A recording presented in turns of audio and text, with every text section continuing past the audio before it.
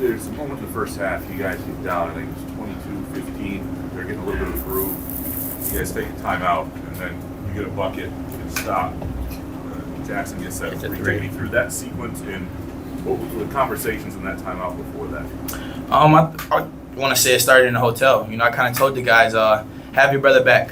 There's going to be ups and downs in this game, but just stick together. So just remind them in that timeout, they went on that run that they were going to run. Have your brother back. We're going to make mistakes.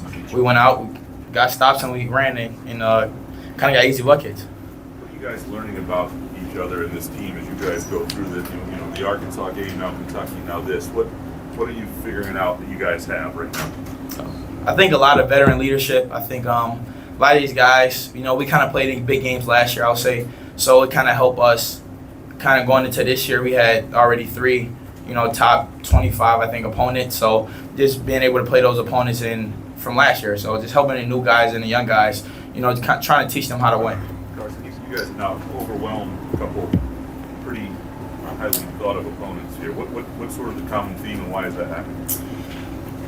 Yeah, I mean, we had a big like a forwards meeting with Woj and all the bigs, and we were talking about kind of how our mentals were and how we were approaching games and how we needed to change a little bit. Was that meeting here? It was at the hotel before with all the bigs and the coaches, and I kind of talked to Cam and Jesse about how I kind of approached these big games when I was a freshman, when I was a young guy, and I kind of took it as an honor when you can guard talented forwards, so like Vasar and obviously Caleb Wilson's a really good player and probably lottery pick. So those are games that you really mentally and physically prepare for differently than every other game, and kind of have a little chip on your shoulder to prove what you can do. So that's what I told the guys, and I think we did that. Carson, you and Cam early in the game, Caleb Wilson scores I think 10 points he had by 10-minute mark, Yep. and then he doesn't score until deep into the second half. How did you guys adjust on there? What was the key to that? Yeah, I mean, for us it was just kind of making them put on the floor. Early on, I think we let him get easy buckets. I had a couple bad closeouts where he just ripped by me, and I wasn't as good as I wanted to be early. But the adjustments that we made were ultimately important, and we kind of made him put on the floor and finish over top of us instead of shoot the jumper, shoot the three. We were kind of letting him do that and see if he can knock it down. So as time went on, we kind of understood what he wanted to do in the game, where he wanted to get to his spots, and we just made adjustments after the first couple minutes, and then that really helped us get back in the game. Do you like a game that's like this, where it's just in pain, it's physical, aggressive, that sort of style of game? Yeah, I mean, I think it just approaching the game when you have opponents like this is, it really helps you understand the impact that you have on the game and the importance of it. So for me and Jackson and all the forwards, we knew coming in this is a super really important game and one of those games that can help help our momentum throughout the year. So. Where do you measure your offensive confidence right now? I mean, it's 3 straight games you've had 10+ points. You've become an active role in the offense. How do you measure that? Yeah, I mean, coaches, I think I had my best summer offensively, working on things I need to work on, and I'm at an all-time high confidence-wise. When I catch and shoot it, if they're not guarding me, I don't have any hesitation. I think in the past I was kind of hesitating a little bit. Plus, I trust these guys that are giving me the ball in places where I can be successful. So I'm just not hesitating. I'm shooting it if I'm open. So Jeremy, the rise up jumper from a little around the free throw line, you get a number of those, a couple of really key spots. Sort of as you find something like the go-to thing for you in scoring when your team needs, is that sort of becoming that shot for you, or? I know I work on it a lot. I'll say I kind of know I'll get catch and shoot threes, one dribble pull-ups, like kind of those guard finishes. So definitely I attack that this off season, and still when I work out now, like I really take those shots serious and take a lot of them. Just I kind of know how teams playing me, and last year teams went under, so this year I put in the work. Trust the coaches and my teammates trusting me to knock it down and take that shot. So just knock it down and take it. Have time for one or two more in the middle back. Yeah, I guess just for Beers in particular, obviously really good, crowd and showing for you guys. For Michigan State fans, seemed like you were having a good time, just getting them involved in the game. Tell me a little bit about that. Why? I guess did you make a point to do that? How much fun did you have just kind of getting the crowd? A lot. the Spartan community, Spartan family always come out, wherever we're playing. So it's always great to have them. It felt like, 2 home games out here in Florida. So just being able to have them guys, they give us energy and life, even when we're down or, the other team going to run. So it's just special. Last question. Big second half, just when things are clicking as well as it was in those final 20 minutes, just how loose are you guys on the floor? How fun was it just seeing that crowd get louder and louder, and obviously probably one of the smaller environments that you guys have played in? Scoop, you want to take that? Yeah, I mean, I think that Fear's kind of touched. I think we have the best fans, so it makes it easy when you kind of have that third, that third aspect of the game that can really help us bring ourselves into it and kind of take away what they're going on. So, especially when we get big plays, when we get dunks, like Cohen's tip dunk at the end, I think was kind of the moment where they were like, all right, well, it's kind of over, just because the crowd and the atmosphere itself is kind of adding that extra pressure onto them. And kind of like you said, I think we got the best fans in the country that'll come out and support us wherever. So Thanks, everyone. yep. Thank you. Tom for the best coach in the country. 10 minutes into the game, I thought, we're supposed to be this tough team, and I thought they took it to us. I thought they were physical. I thought they bumped us on cuts. I mean, in a good way, nothing wrong with it. I just thought they really denied some things, and we were very stagnant offensively. And then we started breaking through, and yet we started missing layups. And about the 8 or 9 minute TV timeout, we went after our guys in the huddle to say, hey, we got to play with more pace. And then we went on a little run. And then the second half, I thought we did a better job, in a lot of ways. We out-rebounded them, which was big.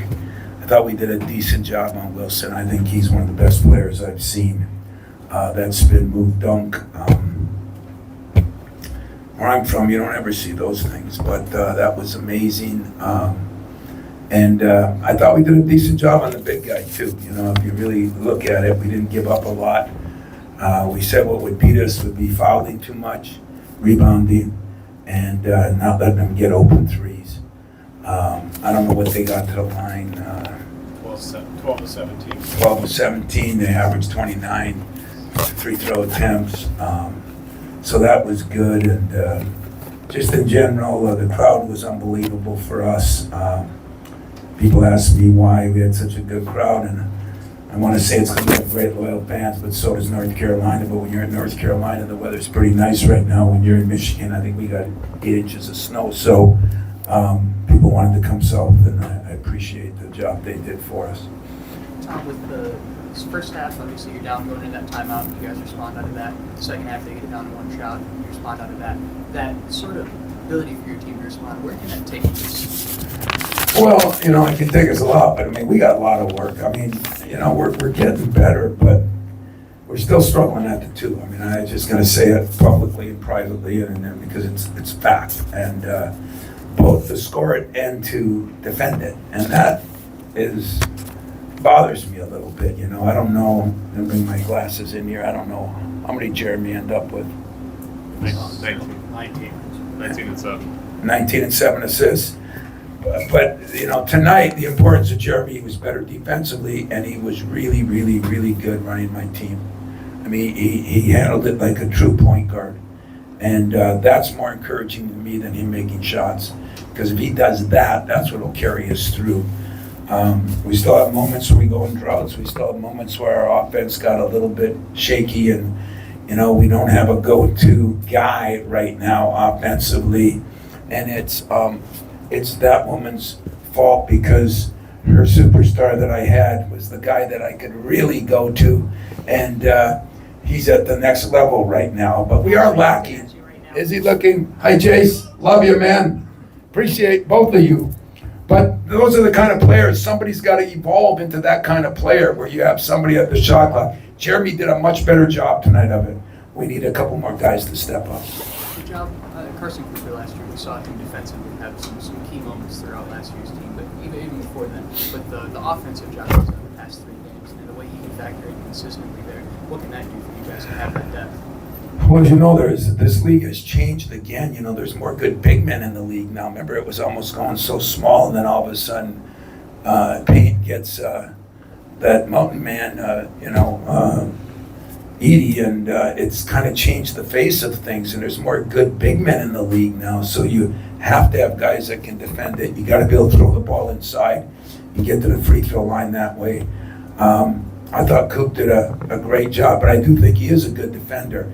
And we put what we call the 6-eye effect on him every time that Wilson got it. We're supposed to have 6 eyes. Sometimes it didn't matter, like that spin move dunk. It was special. When I watched Jeremy take a lot of bumps, he got back over the back. Somebody knocked him his knee into his back. And he still came back, and it seemed like it almost motivated him. He started taking over the game in a way for you. Was that something he just did on his own, seeing the court, taking it to the hoop? Jeremy's such a competitive kid, and sometimes it hurts him, because things like that a year ago, it would have taken him out of the game, and people knew they could take him out of the game. Now, I thought that's what I was most impressed with today.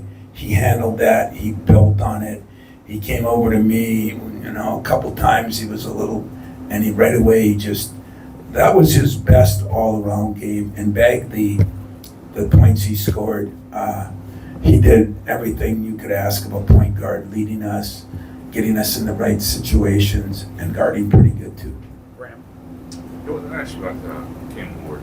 I mean, it just seems like there are intervals where he really interjects himself at the right time for you guys, and there's he does it without forcing it. And what he's giving you right now, what you trust him in. Well, I'd say Cam Ward's a very intelligent player. We thought he could guard, and he too he's a very emotional kid. He doesn't always play with emotion, and so we're trying to work on that. But for a young guy that came up, he's given us some quality minutes, the reverse layup and some of those things, the power move inside.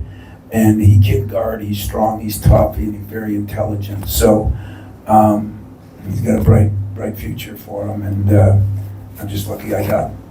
You said you were looking for a measuring stick after the last game. Did this game help you?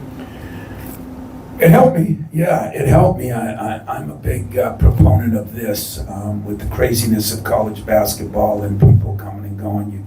You saw some of that tournament we just watched out there, and one team won and lost by a lot, and then, I think there's going to be some up and downness. I said it would take till the middle of December to see what teams really have, who's fitting in, who's not fitting in, what transfers really help you, what ones hurt you, because I think there's going to be some of that.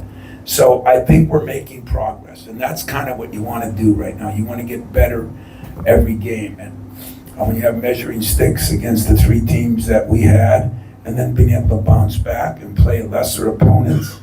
We had a couple of games where we played a good first half and a poor second. I thought we were either reading our press clippings or we were not respecting our opponent. We're not that kind of team. We are not a over-talented team. So, but boy, we are a connected team. We are a together team.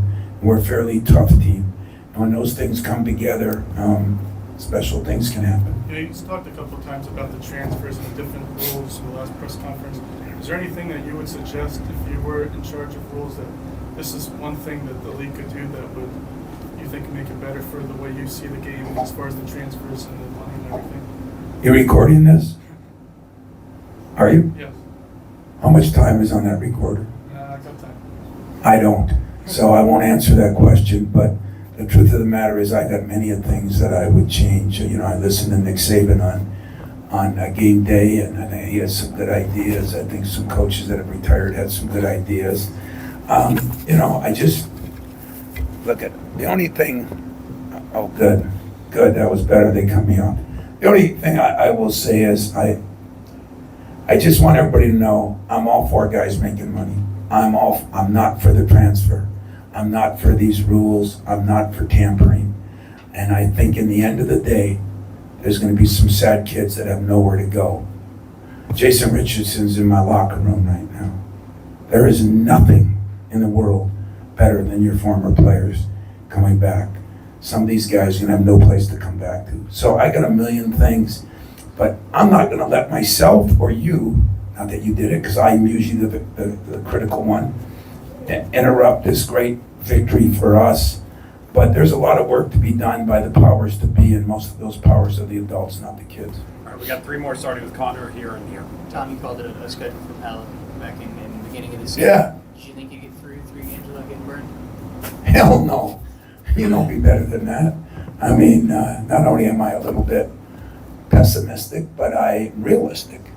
And, you know, I think back and, you know, all 3 games against the major opponents has been big, and we've kind of gotten better against some of the smaller opponents. But the problem with our league now is now you go into a league game against an undefeated team, and then you got Duke coming in, might be an undefeated team. Then you go to Penn State, so you get 3 conference games. So that's a lot of games against quality, you know, teams at the highest level. And I just got to make sure our depth, we got to keep growing with our depth, because I don't want to let down for no reason. But I'd be remiss if I didn't thank our fans down here. It was an unbelievable showing. I mean, unbelievable showing. And that's what's neat too with the culture I think we have. Second row, right there. Coach, if I'm correct, from the, I guess, layup from Kai Evans, that was like 8:48 left. Then on, only Caleb Wilson scored again 6 points, but the hell rest of the UNC team scoreless. Nobody scored 4:15. Just what was the key thing for you guys to shut them down? Well, we talked about trying to, every time he touched the ball, having 6 eyes on him. You know, it was the Jordan rules of Chuck Daly. I mean, just because you can't cover him one-on-one. I don't think you can. And they missed some shots. You know, they shot poor from the 3, and that was one of our fears, because they are a pretty good 3-point shooting team. But, you know, he's a freshman too, and he got thrown into something. That kid's going to be a hell of a player. And I thought Hubert did a very good job of coming at us, you know, physically, and maybe he wore down a little bit. You know, his body might not be ready for that on a day-to-day basis, especially when you play in a tournament like this. But I guess I'll give us a little bit of credit, but you ain't going to hold that guy back much. He's really good, really good. Last one here. Coach, I think your team had 20 bench points and North Carolina's 5. How does that kind of depth play a factor? You guys You know, last year we had really good depth on the bench because I had starters coming off. This year, that depth is evolving. It's growing. You know, it's what's really cool because that's what makes a team practice harder. Everybody knows they're part of it. I didn't get everybody in. I've actually been playing Denim Wojcik a little bit more. I love getting everybody into these games because they're memory-making moments. But our bench has been really good all year, and I think that's the reason for our success is our locker room is really connected together because everybody's playing and everybody's helping one another. And our scout team might be better than our bench as far as what they do for us. So my assistants did a hell of a job, I get credit. My scout team did a hell of a job. My bench did a hell of a job. And we got to win. So I appreciate the hospitality down here. Look forward to seeing you guys again.